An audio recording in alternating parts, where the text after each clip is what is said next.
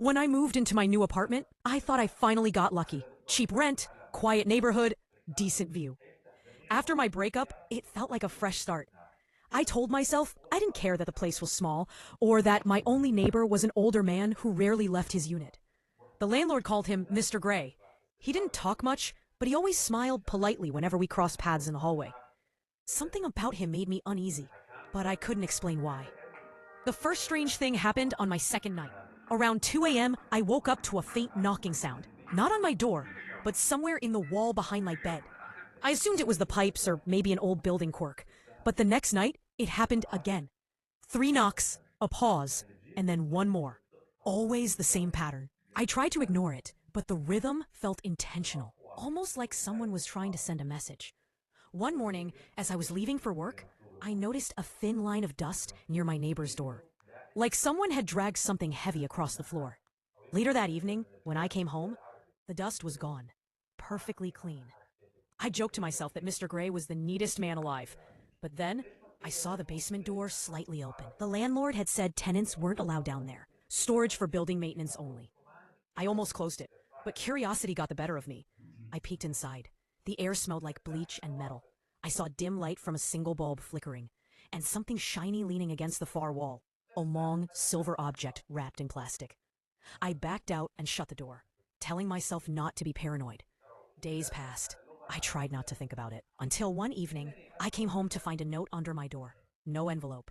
Just one line written in shaky handwriting. "Do not go downstairs again." I ran to my peephole, but the hallway was empty. My heart was racing. I decided to talk to the landlord the next morning, but when I called him, the number went straight to voicemail. That night, the knocking started again, louder, closer. This time, I put my ear to the wall. Between the knocks, I heard breathing. Slow, deliberate breathing. I didn't sleep. I sat on my couch all night with the lights on, clutching my phone. At sunrise, I went to the front desk of the leasing office. The new assistant looked confused when I mentioned my landlord. "We don't have anyone by that name," she said. "This building's management changed 6 months ago." I showed her the lease I'd signed. She frowned and said, "This is outdated. Where did you get this version?" My stomach dropped. "From the landlord," I said. She stared at me, then whispered, "There hasn't been a landlord living on site for over a year." When I got back home, the hallway was silent. Mr. Gray's door was closed, as always. But when I looked down, I saw something that made my blood run cold. There was a small smear of red near the bottom edge. Not paint, not dust. I froze. Then I heard it again. 3 knocks, a pause, and one more, coming from inside his apartment this time. I backed away, shaking. I grabbed my phone and started recording. I whispered, "Mr. Gray, are you okay?" Silence. Then, from behind the door, a voice that wasn't his, higher, trembling. "Help me." I called the police immediately. 2 officers arrived within minutes. They knocked several times, called his name, and finally used a master key. When the door swung open, I covered my mouth. The smell hit first, sharp and metallic. The apartment was immaculate, except for a large rug in the center of the living room. One of the officers lifted it, revealing a square hole cut into the floor, a hidden hatch. Inside were stairs leading down to a dark, narrow space. I didn't want to look, but I couldn't turn away. They found several boxes stacked neatly, each labeled with dates and names. Inside were hundreds of photographs, all of different people, all taken in this building, over years. One box was labeled with my apartment number. My hands shook as an officer opened it.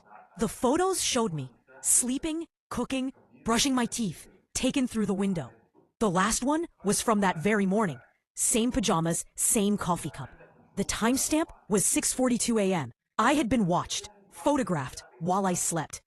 Mr. Gray was gone. No trace of him. No ID. No record of ever renting there.